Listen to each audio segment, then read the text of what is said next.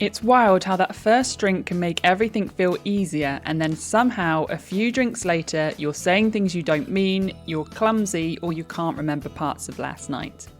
That isn't a personality flaw, it's your brain chemistry shifting. In this video, we'll explore exactly what happens in your brain when you drink alcohol. Alcohol is a strange drug because it doesn't act on just one part of the brain. It affects many of the brain's key chemical messengers called neurotransmitters and neuromodulators. Two of the most important ones are glutamate and GABA.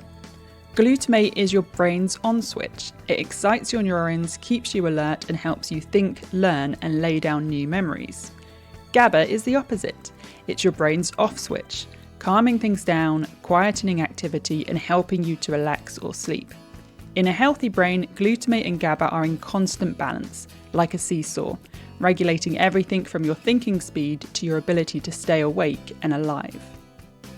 When you start drinking, alcohol activates GABA, the calming system. That's why after the first drink or two, you might notice your shoulders drop, your thoughts slow down a little, and your worries start to fade. If you keep drinking though, GABA becomes overactivated, and that's when alcohol starts to act most like an anaesthetic. Your speech slurs, your reflexes slow, and your brain's coordination network starts to go offline. At the same time, alcohol suppresses glutamate, the neurotransmitter that keeps you awake and alert. That's why people can get drowsy or even black out. Their brain literally stops being able to record memories because glutamate is switched off. Alcohol also turns down activity in the prefrontal cortex, the part of your brain responsible for judgment, control, and decision making. That's why you might say or do things that you normally wouldn't, feel overconfident, or lose your usual sense of restraint. Your inner editor goes offline. In small amounts, alcohol releases dopamine, the neurotransmitter linked to motivation, energy, and reward. This makes you feel more alive, more talkative, and even funnier. It's why alcohol can make social situations feel easier and more engaging. But dopamine is also the teacher of habits. It helps your brain remember which behaviours felt rewarding. So the next time you're stressed or bored, your brain remembers, hey, alcohol made me feel good last time. That's part of how the cycle of drinking can become so ingrained. At the same time, alcohol boosts serotonin, which lifts mood and makes others seem more attractive and more approachable. That's the pro-social effect. It's the brain's version of rose-tinted glasses. The room feels friendlier, the conversations flow more easily, but again, your decision-making brain is dialed down. The warm, happy, floaty feeling that you get from alcohol? That's from endorphins, your brain's natural opioids. They numb pain, create pleasure, and reinforce that sense of ease. Endorphins are powerful. They're the same system targeted by painkillers like morphine. In fact, some medications used to help people stop drinking work by blocking endorphins, so alcohol no longer produces that rewarding high. As drinking continues, all these systems, GABA, glutamate, dopamine, serotonin, and endorphins, become unbalanced.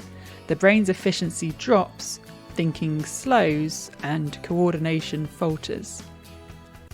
At very high levels, alcohol's effects resemble anaesthesia. It's not a coincidence that many anaesthetic drugs used in surgery act on the same GABA and glutamate receptors. A mild anaesthetic boosts GABA enough to make you drowsy, a strong one switches off glutamate completely. Exactly what alcohol does as blood levels rise. When GABA is overstimulated and glutamate is heavily suppressed, large areas of the brain begin to power down. If blood alcohol levels climb too high, this can lead to sudden loss of consciousness or passing out. The brain effectively sedates itself to protect vital functions. It's not true sleep, it's a temporary shutdown caused by chemical overload.